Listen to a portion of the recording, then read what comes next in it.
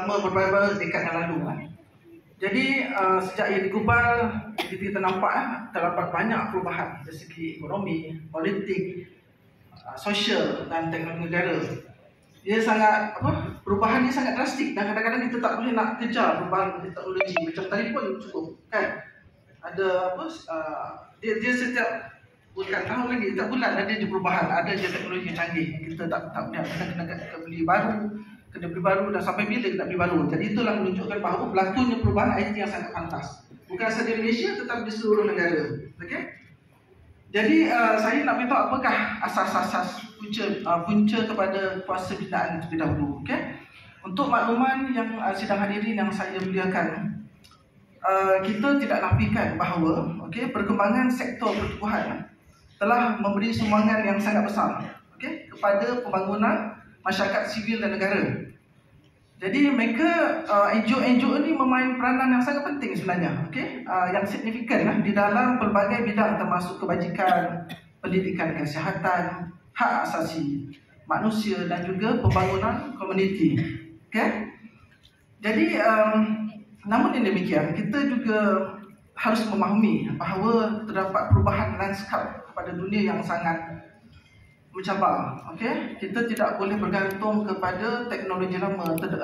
Kita tidak boleh bergantung kepada akta kita yang agak lapuk 1966.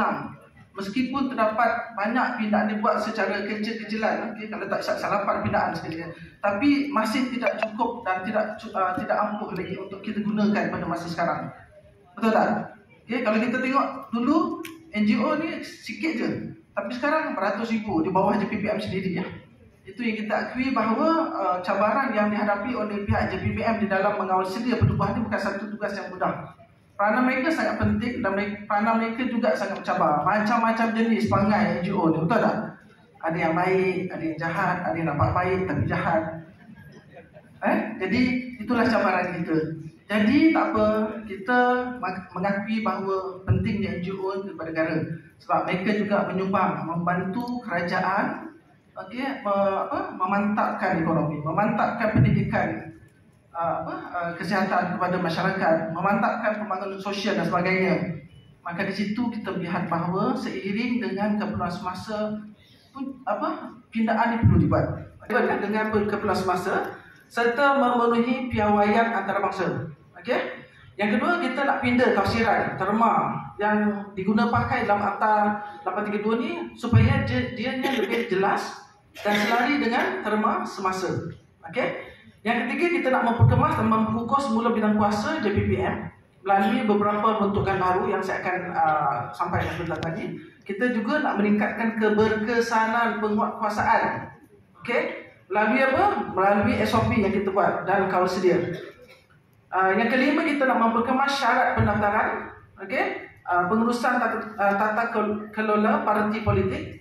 Kita juga nak menambah baik penyelarasan Kadafi. Sekejap lagi saya akan cerita. Kadar semasa yang dikenakan tidak pernah disemak dan agak tidak masuk akal lah. Dan seterusnya adalah untuk mewujudkan peraturan kompaun sebagai tindakan punitif. Kita tak nak isu berlanjutan, kita nak bawa sehingga bawa ke peringkat mahkamah, maka kita kena adakan kompaun. Untuk meningkat keberkesanan kawal sedia pertubuhan.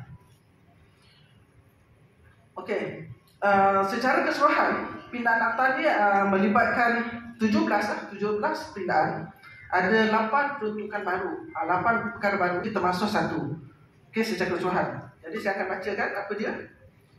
Yang pertama saya akan sentuh tentang cadangan pindaan. Yang pertama adalah melibatkan tafsiran. Peruntukan asal tafsiran dalam akta ni agak terhad dan tidak relevan dengan keperluan semasa. Ada terma-terma yang kita rasa macam kalau kita bawa mahkamah ke kalah, contohlah kan. Tapi ada juga yang kita rasa bahawa dia sesuai dengan keperluan semasa pada hari ini. Jadi tujuan cadangan kita adalah menambah baik beberapa tafsiran sedia ada dan baharu. Kita wujudkan juga tafsiran yang baharu. Apakah realisasi sebaliknya? Supaya terma tafsiran yang baharu yang kita wujudkan bersifat inklusif dan relevan dengan keperluan semasa. Yang pertama, tiada peruntukan. Peruntukan asalnya tiada. Peruntukan dinyatakan dengan jelas bahawa sebarangan kutipan dan sumbangan perlu mendapat kelulusan JPPM. So selepas pembinaan maka perlu mendapat kelulusan oleh JPPM. Kenapa kita nak buat macam tu? Sebab sebagai satu daripada mekanisme kawalan kita untuk mengelakkan berlakunya penyelewengan. Okey. Sebab setakat ni kita tiada satu akta khusus kecuali diguna pakai akta pengurutan rumah ke rumah dan jalan sampai 47, dan kita juga melaksanakan ni rentetan daripada cadangan daripada Majlis Keselamatan Negara. Jadi kita nak memastikan kewujudan pertubuhan tersebut, maka kita nak impose supaya ada mereka kena renew every 3 years untuk pertubuhan tersebut. Ini juga salah satu daripada kita nak mengelak supaya tidak ada